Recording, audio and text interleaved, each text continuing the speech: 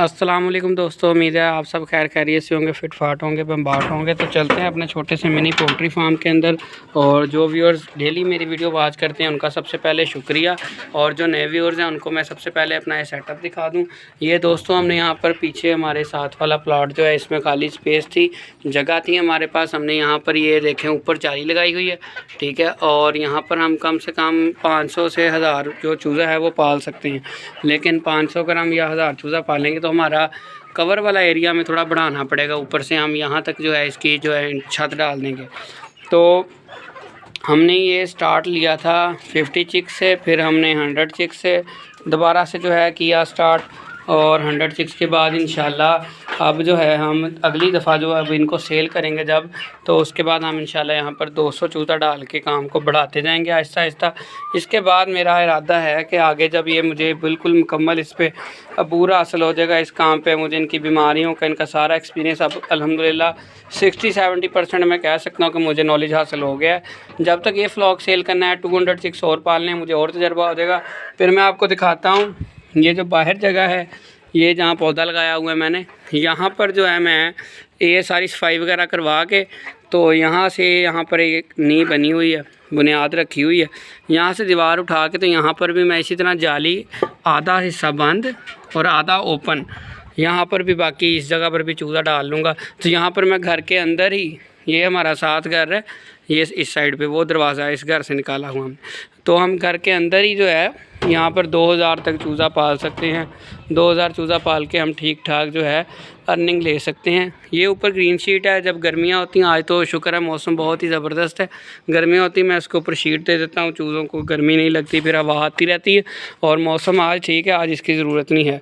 अब चलते हैं इनकी चूज़ों की, मुर्गियों की डिटेल की तरफ। तो एक दोस्त भाई जो था वो पूछ रहा था कि सांस की बीमारी और रेशा, इसका इलाज बताएं कि आप कैसे करते हैं। मुर्गियों को रेशा हो जाता है गले में दोस्तों, इसमें ये गर्मी, सख्त गर्मी में या फिर सख्त सर्दी में ये वाला मसला बनता है। ज़्यादातर गर्मी में बनता है। इनको मुंह खोल के परिंदा बार बार इस तरह सांस लेता है और बाज़ का साथ आवाज़ भी निकालता है, एक बुरी सी चीख जैसी होती है, इस तरह की आवाज़ देता है साथ। तो ये मसला मसाइल आता है मुर्गियों में गर्मी, शदीद गर्मी की वजह से। आजकल मौसम सेट होता जा रहा है तो इसकी इतनी टेंशन नहीं है, लेकिन जब मैं आता हूँ, मैं विज़िट करता हूँ यहाँ पर, तो मैं चेक करता होता हूँ कि कोई मुर्गी मुंह खोल के सांस तो नहीं ले रही। मुंह खोल के मतलब बार बार ऐसे जैसे इंसान उल्टी करने लगा हो, इस तरह मुँह खोलती हैं। वैसे तो गर्मियों में इनका मुँह खुला ही होता है, तो लेकिन जब इनको बीमारी होती है तो साथ चीख की आवाज़ भी निकलती है, और इस तरह जिस तरह भी ये सारा अपना खाया पिया बाहर निकालने लगी, इस तरह की आवाज़ निकालती है। तो उसके लिए आपने सबसे पहले तो एहतियाती तदाबीर करें। वो एहतियाती तदाबीर क्या है कि आप इनके नीचे ज़मीन ठंडी रखें, कच्ची जगह रखें, नीचे हवा का प्रॉपर इंतज़ाम हो, और इनको ठंडी चीज़ों का इस्तेमाल करवाएं, खीरे, तरबूज, लस्सी, कच्ची लस्सी, इस तरह की चीज़ों का इस्तेमाल करवाएं। ग्लूकोज़ का इस्तेमाल करवाएं, पानी के अंदर जब देना है आपने ग्लूकोज़ डाल कर दें, ताकि इनके अंदर का टेम्परेचर डाउन हो सके। तो इनसे बुखार भी हो जाता है गर्मी की वजह से, और इनको गले की सांस की बीमारी भी हो जाती है। उस दोस्त भाई को, उसका मुझे अब एग्जैक्ट नाम नहीं याद, मुझे स्टूडियो चेक करके बताना पड़ेगा आपको।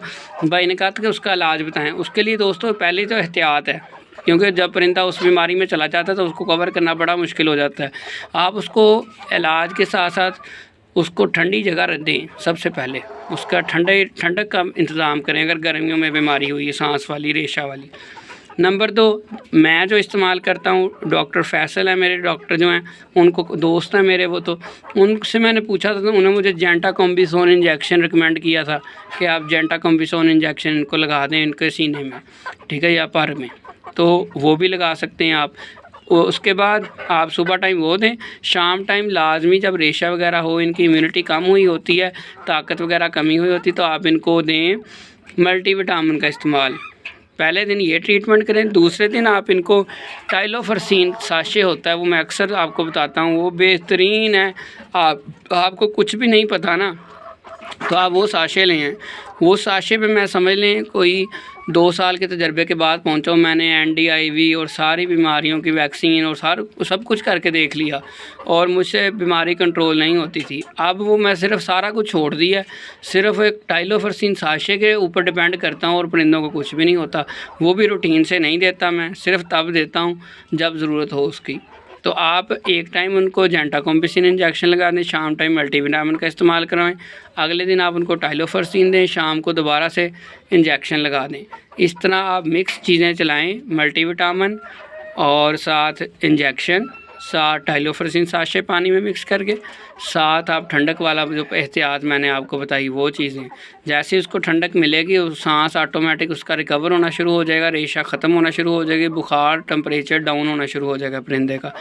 तो इस तरह से मैं इनको पालता हूँ। ये तो हो गया उस भाई का कमेंट का जवाब। अब आते हैं अपने परिंदों की तरफ। आज मैं खुद काफ़ी दिनों बाद चक्कर लगाया, मैं बिज़ी था थोड़ा, और उसामा जो है छोटा भाई वो कराची चला गया हुआ है, वो मेरे हवाले करके गया हुआ है इनको। तो माशाल्लाह मुझे तो ये काफ़ी बड़े बड़े देखे ना, पूरी मुर्गी की शेप है ये रेड वाली, ये मेरी फेवरेट है। वैसे भी इसका कलर है लाइट कलर है और बड़ी प्यारी है, मोटो सी है। और मुर्गे वगैरह भी काफ़ी मुझे ऊंचे ऊंचे बड़े कद वाले लग रहे हैं, बाल शाल निकालनी है इन्होंने, ऊंचा कद लग रहा है, काफ़ी प्रोग्रेस ठीक लग रही है इनकी। अब बात करते हैं हम कि इनका जो है, अच्छा ऐसी दो मुर्गी हैं, एक वो वाली मुर्गी पता नहीं मुझे वो फेवरेट थी या ये फेवरेट थी, मुझे खुद भूल गया, वो भी ऐसी बनी हुई है। अच्छा कट्टो बेगम तरह की।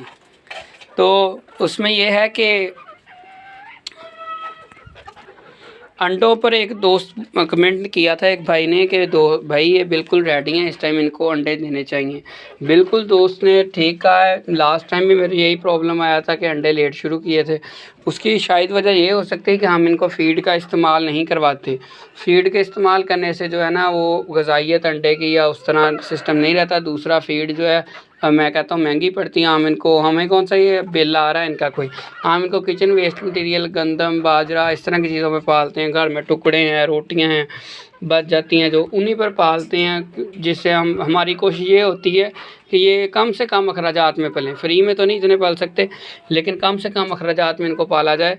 और हमें कोई जल्दी नहीं है, और ये है कि ऑर्गेनिक तरीके से पलें। गोश्त भी इनका फिर अच्छा रेट पे बिकता है जब ये देसी होते हैं।